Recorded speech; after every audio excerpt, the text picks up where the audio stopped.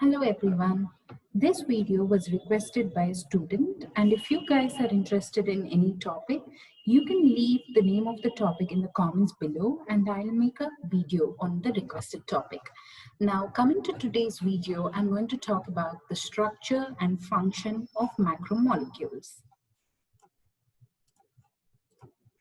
The four major classes of macromolecules are carbohydrates, lipids, proteins, and nucleic acids. All the four compounds share same basic elements of periodic table. This is the periodic table. As we know, there are 92 naturally occurring elements in the periodic table and other are created later. Only a handful make up bulk of life. They are carbon, hydrogen, oxygen, nitrogen, phosphorus, and sulfur. So I remember it as CHOMPs so that I can remember what are the main elements that make a bulk of life. They are carbon, hydrogen, oxygen, nitrogen, phosphorus, and sulfur. So these compounds rearrange in all sorts to important compounds of life, which are macromolecules. So these keep on rearranging themselves and they form the macromolecules. They are carbohydrates, lipids, proteins, and nucleic acids. Now, let's talk about what are polymers and what are monomers. Now, what is monomer? A monomer is a small molecule, whereas polymer is made up of repeated patterns of monomers. Okay, so monomer is a single molecule, whereas polymer is made up of many monomers, repeated patterns. So now, how do we create polymers and how do we break them? So now coming to how do we create polymers? Think you have some sort of polymer. It can be a carbohydrate or a protein. Here in this example, they did not mention what is the elements here, but they have mentioned that they have hydrogen ion at this end and hydroxyl group at this end. So in order for the short polymer and unlinked monomer to come together and form a long polymer, they need to get rid of these both, right? So hydrogen and hydroxyl groups needs to be removed so that this end can attach with this end. So dehydration means removal of a water molecule. So this reaction will happen in presence of an enzyme. So enzyme. Now, what is an enzyme? Enzyme is basically a protein that speeds up the chemical reaction. So here, what is it happening? At the end of unlinked monomer, hydroxyl group is there. At the end of short polymer, hydrogen group is there. If we want to add these, we have to take hydrogen and hydroxyl group out. And that gives a bigger compound. Polymer is found. So this is what is called dehydration reaction or condensation reaction. Now, suppose think this is the long polymer which you have.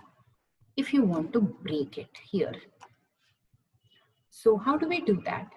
We do that by squeezing in a water molecule. So by doing so, like hydrogen and a hydroxyl group gives water molecule, right? So what happens is when you squeeze in the water here, hydrogen attaches to here and hydroxyl group attaches here. So in that way, we are able to break down a polymer. So dehydration as well as hydrolysis keep occurring in our body throughout the life. Now, I want to give you an example of dehydration and hydrolysis reactions. So, how is maltose formed? As we all know, maltose is a sugar.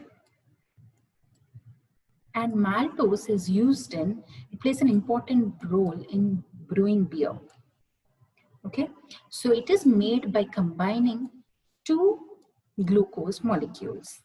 So what happens, this is one glucose molecule. So here you have OH and H. Like I told you, what happens in dehydration, like we have studied, we have to take hydroxyl group and hydrogen out. Okay, so once this goes as H2O, the remaining product, like water goes as byproduct, and the remaining product is maltose, which is a double-sided sugar, a disaccharide. Now, again, I'll repeat. So two glucose molecules, when they come together, the hydroxyl group from this end and hydrogen group from this end, they gets removed as water. And the remaining product is maltose. Now think like we have consumed beer. Now it's a double-sided sugar. The body needs to digest it because we don't want to keep big sugar in our body.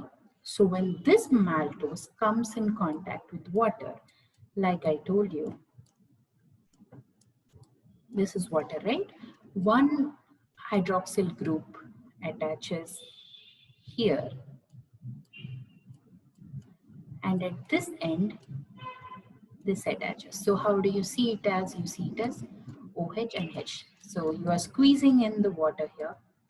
So H2O is nothing but hydroxyl group and a hydrogen ion. So hydroxyl group attaches here and hydrogen attaches here. So now you see two glucose formed. So I hope you guys have understood what are four macromolecules and how do we create polymers, that is dehydration, and how do we break polymers, that is called hydrolysis reaction. Thank you for watching this video. Please like, share and subscribe and click on the bell icon for notifications.